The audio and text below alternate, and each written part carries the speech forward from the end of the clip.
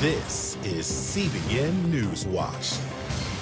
Thank you for joining us for CBN NewsWatch. I'm Ephraim Graham. Ahead today, see why some lawmakers are aiming to reform the Electoral Count Act. Then we're going to take a look at why many people see a threat to the U.S. and Israel after a summit was held by leaders of Iran, Turkey, and Russia. Plus, stories of miracles in Ukraine despite the devastation with the invasion from Russia. And we're going to sit down with the creator of the children's series, Mr. Fall. All these stories and more are coming up in today's edition of CBN NewsWatch. But first, our top story: dangerous heat is affecting hundreds of millions of people in the United States and abroad. Triple-digit temperatures are expected through the week. In some places, the heat has already turned deadly. Charlene Aaron is on this story. 124 million Americans are under heat alerts, facing temperatures that will climb well into the triple digits in many areas. Dangerous heat is tightening its hold on the U.S., with 24 states on alert from Texas to Massachusetts. Records are expected to be broken in Oklahoma, New Mexico, and Texas, where the scorching temperatures are fueling wildfires. Houston expected to hit above 100 degrees for the next several days.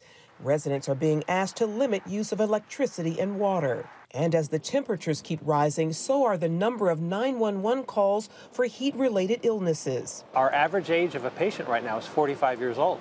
And most of them think, oh, I'm young, I'm healthy, I can handle it. Not this kind of heat. The hot conditions turning deadly in some areas. Near New Orleans, an on-duty police officer died from a heat-related condition. In the Northeast, heat advisories are in effect for Boston, Philadelphia, and New York, where power companies are preparing for peak usage. Almost 10 years ago, we had Sandy hit this area. We knew then that we had to invest and to plan for a system, a grid that needs to withstand higher temperatures and rising sea levels. On Tuesday, a fire broke out at the Hoover Dam after a transformer exploded, causing concerns about the power grid needed for air conditioning in the midst of the heat wave. Officials say no one was injured and there's no risk to the power grid. Overseas, officials warning of a heat apocalypse. Britain shattered its record for highest temperature ever, hitting 104 degrees. You come over and it's like there's nothing happening anywhere. Like a lot of food stalls are closed because of the heat. Obviously, the changing of the guards isn't happening because of the heat. Multiple fires have destroyed several buildings as hot and dry conditions fueled wildfires. More than 1,500 heat-related deaths reported in mainland Europe. And here in the U.S., officials at the Climate Prediction Center say the extremely high temperatures aren't expected to let up until sometime next week. Charlene Aaron, CBN News. The House has approved the Respect for Marriage Act. The bill gives federal recognition to same-sex and interracial marriage. It's all part of a Democrat-led response to the recent Supreme Court ruling overturning Roe v. Wade. The House already passed a bill protecting abortion and considering another protecting access to contraception. The Respect for Marriage Act is unlikely to pass in the Senate because it is split 50-50 and would need the support of 60 senators to defeat a filibuster and to come to a vote. We turn now to reforming the Electoral Count Act in largely partisan times. That reform is the aim of a bipartisan group of lawmakers. The ultimate goal: to clarify the role of the Vice President and of Congress when it comes to confirming the winner of a presidential election. A key issue that helped spark the flame on Capitol Hill in the attack that happened on January 6th. National security correspondent Caitlin Burke is on this story. After a disputed election in 1876, the Electoral Count Act established a joint session of Congress to oversee the counting of electoral votes.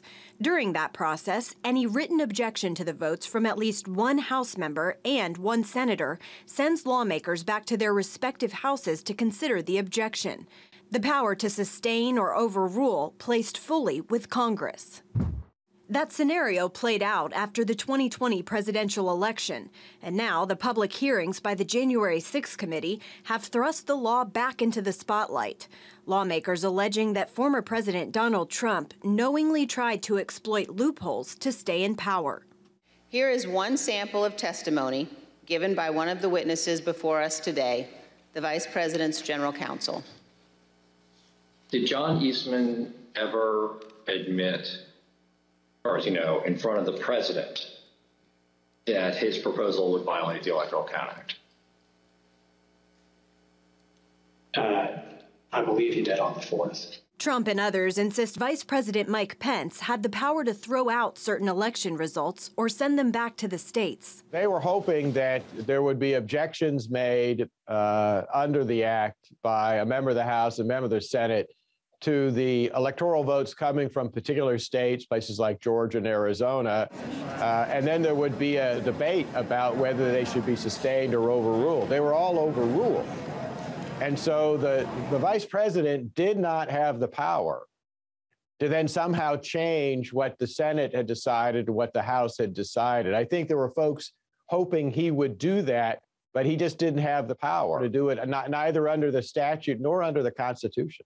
Hans von Spakovsky, an election integrity expert with the Heritage Foundation, says the vice president's role in certifying election results is purely ministerial, which means he really doesn't have any power at all, a point Pence himself has addressed. I had no right to overturn the election.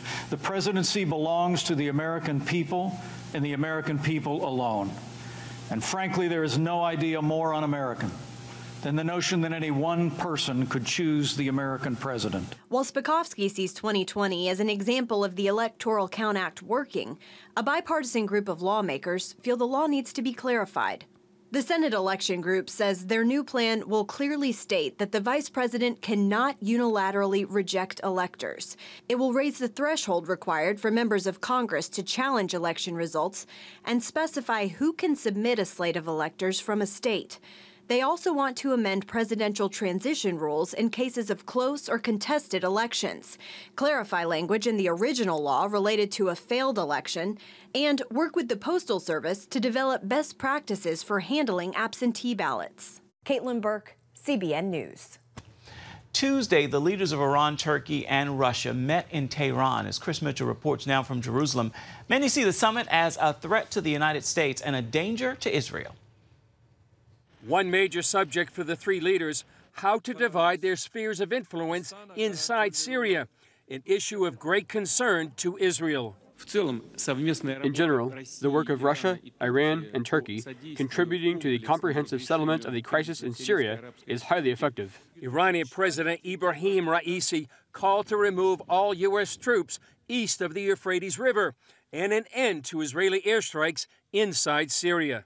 Might transpire out of this conference that the Russians will decide to limit the freedom of action of the Israeli Air Force in Syria as a result of their getting closer to the Iranians. This could represent a threat to Israel, since it needs freedom of action inside Syria to stop Iran's further military buildup and the flow of arms to Iranian proxies like Hezbollah inside Lebanon. And here in the Middle East, many observers see the summit between these three major powers in the region as a signal to the United States. It says a clear signal that Russia, a strong power, and two other strong Middle Eastern powers, such as Turkey and Iran, those are the most populous states in the region, are working together, cooperating, and they may cooperate, obviously, against American interests.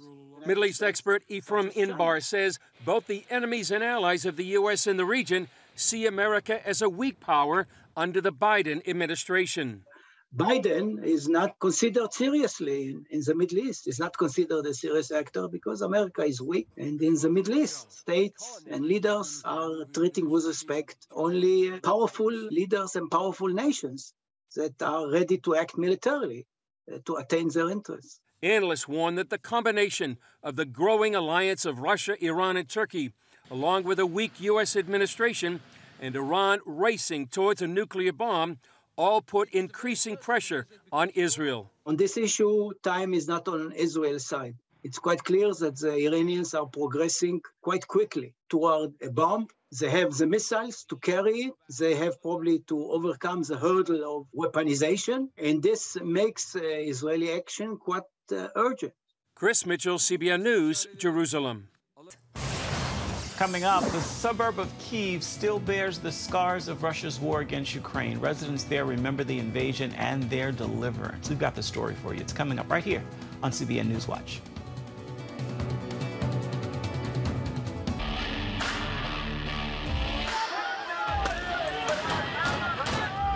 To have sex before you marry is a bad idea.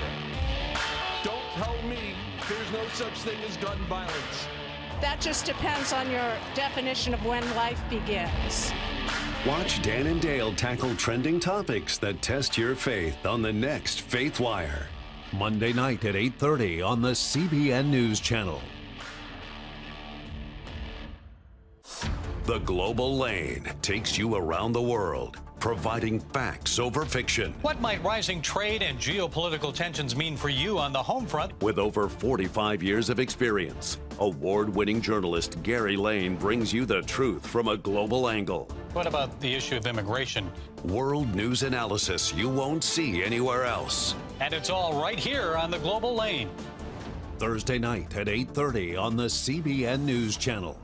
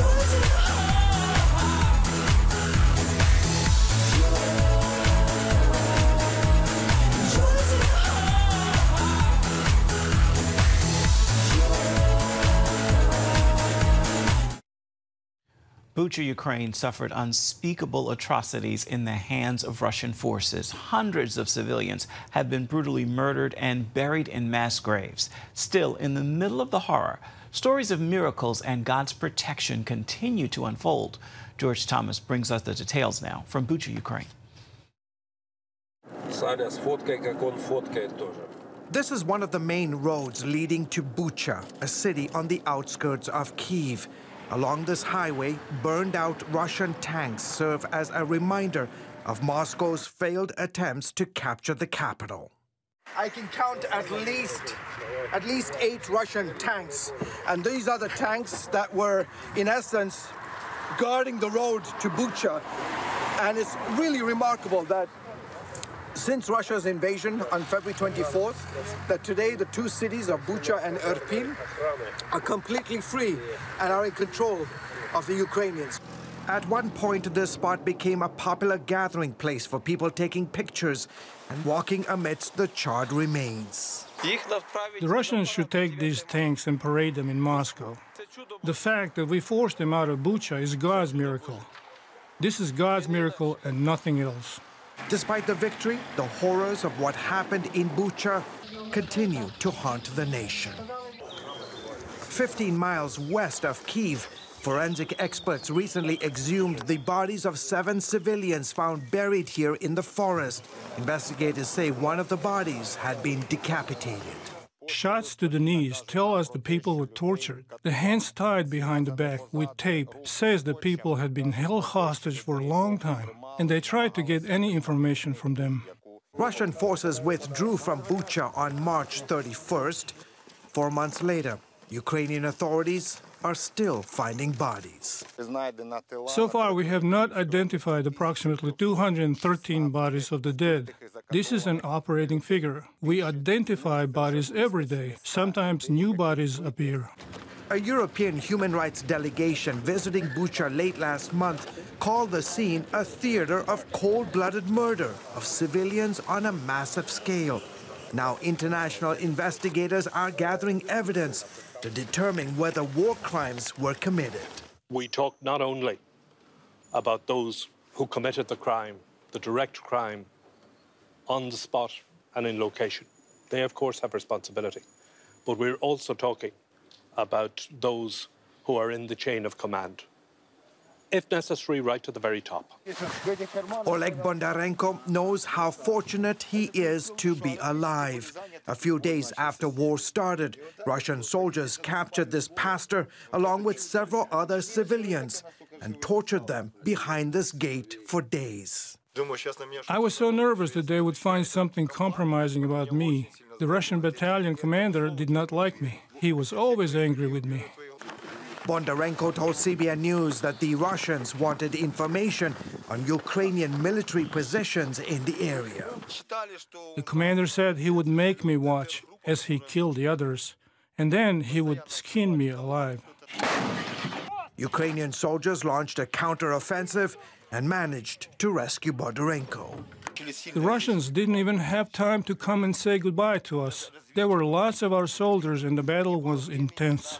Not far from Bondarenko, Sergei Anokhin and 167 Ukrainian Christians hid in the basement of this Bucha church when the Russian assault started. 4 Russian soldiers came into the basement. The rest were standing over there. There were 15 of them.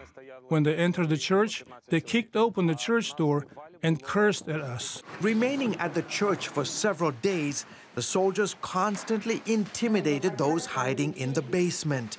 Video and pictures obtained by CBN News show church members praying, singing, and reading scriptures day and night.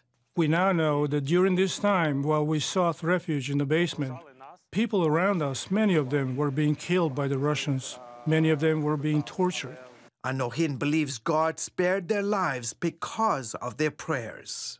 It was very clear to us that God was watching over us. Everything was in His hands. Like the story of how Daniel was in the lion's den, we were under God's protection. Days after Russian troops withdrew from Bucha after failing to capture the capital, Ukraine's security agency met with Anokhin about a Russian commander who had been at the church.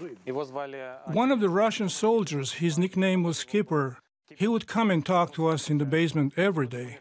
We thought he was a kind soldier, but the Ukrainian security service later told us that he was one of the most cruelest soldiers and apparently ordered multiple killings and was responsible for torturing people in basements around Bucha. Vladimir Vladimirovich Putin.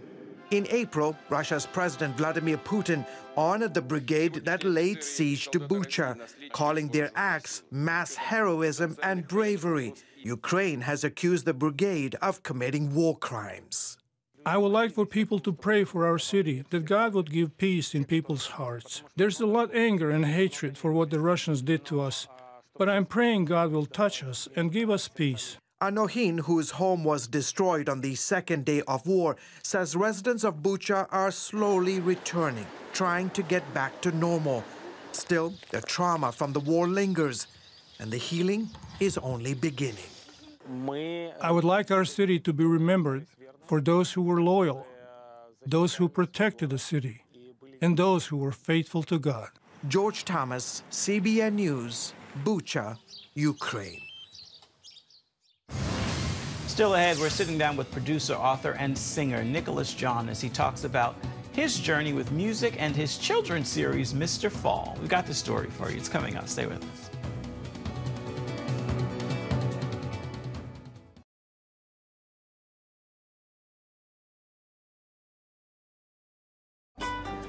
Want to be a part of a community that inspires your spiritual growth while winning prizes? The all-new MyCBN app. Connect with the community for prayer and encouragement. Track and set spiritual goals.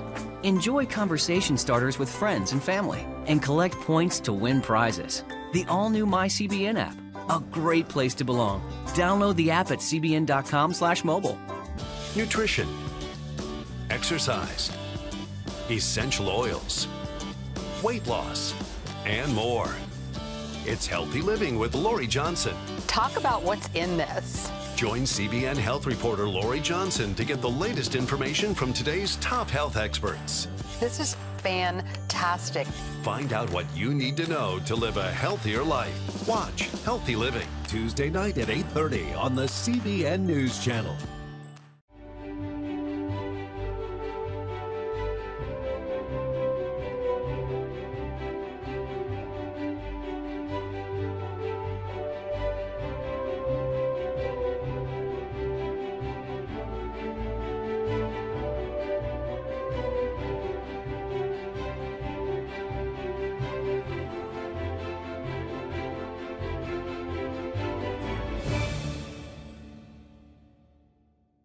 Too often, we carry baggage from our past.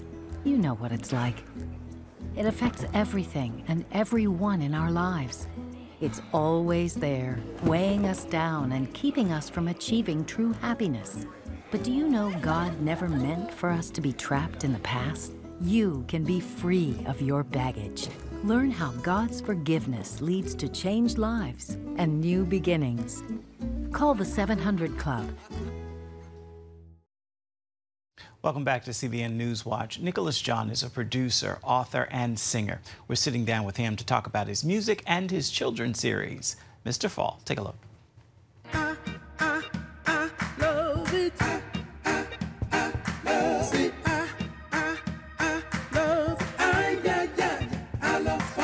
When did you and music connect? I was in church on the back row, doodling, in a Baptist church, and I heard the piano player singing I Won't Complain. And it's something about the chord structure that gave me goosebumps. And I remember at 9 years old, I said, "Ooh, Lord, I want to do that." I wish that we'd make history to fall like never before. You do have a children's series, if you will, that you do, Mr. Fall, Mr. right? Fall. You hear that? Ooh.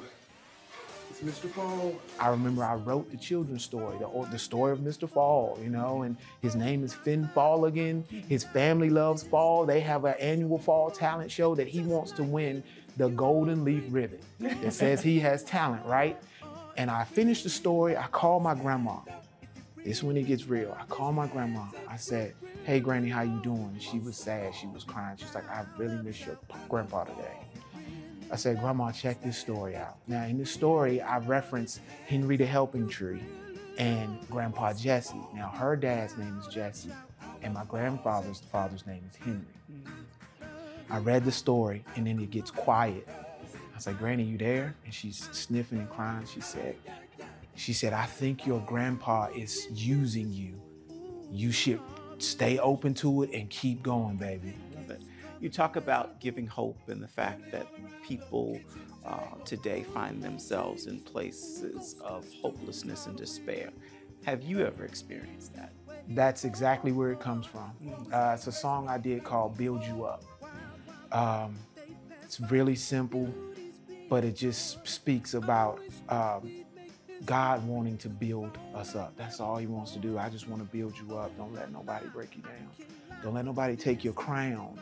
Like the tides, we rise and fall, but all for one and one for all.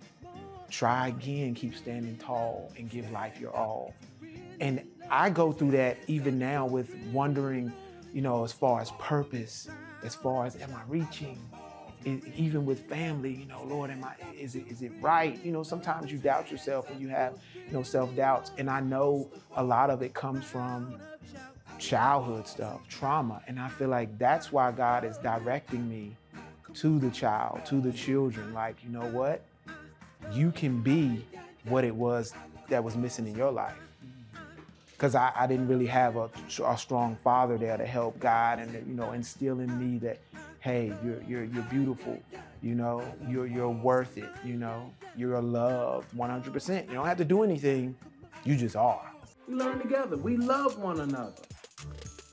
And it's not over until we all are okay. Mr. Fall can be found online as well as his music. That is Nicholas John. Do a search for that. You'll be blessed by the music. Be sure to join us tonight for an all-new Studio 5. We are going to be joined by American Idol favorite Colton Dixon, as well as taking a look at a new Disney movie called Rise. You can catch Studio 5 on this station or at CBN News Channel tonight at 8:30 Eastern. Coming up, see how one person celebrated his birthday by giving a special gift of kindness to hundreds of people. Plus, we're going to have your Wednesday Word. Stay with us.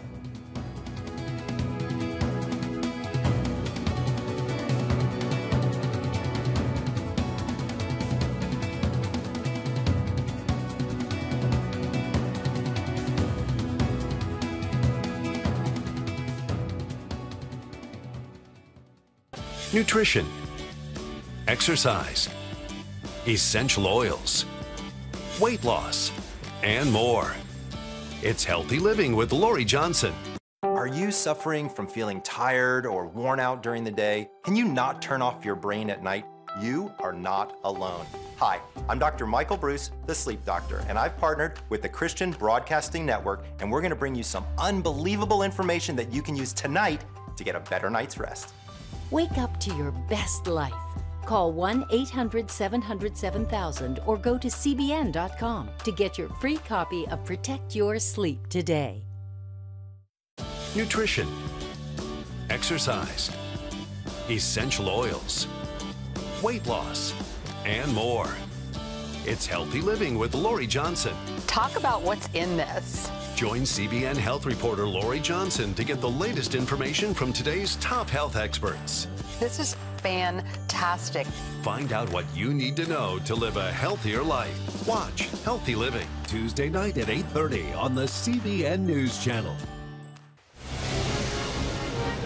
Woohoo! Hi, Superbook fans. Here's something else you'll love. It's the new Superbook Bible app.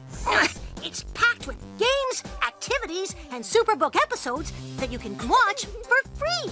Oh, no! There's trivia, a fun daily devotional, and answers to your Bible questions. Plus, an easy-to-understand Bible the whole family will enjoy. You can even create your own Superbook character. Ta-da! Whoa! Millsburg Falls man, come... Sorry, pardon me. Sorry, excuse me. Ouch! Are you getting this? Earn super points to win daily prizes, too. And so much more! Time to get back to my adventures. See you soon. It's the new Superbook Bible app. Free downloads on iTunes, Google Play, and Amazon. Well, instead of planning a birthday trip, Adele Kimbrough donated $10,000 of his money to this Shell gas station off 8 Mile in Detroit so customers could fill up for free. His nonprofit, Prophetic World Group, also donated another $10,000 so more cars could line up and fill up. Kimbrough says he wanted to show people there is still hope and someone who cares, and says this is the best birthday gift he could have ever asked for. It's that time now, time for your Wednesday word, and today's word is peace. Keep your eyes on the prize and protect your peace.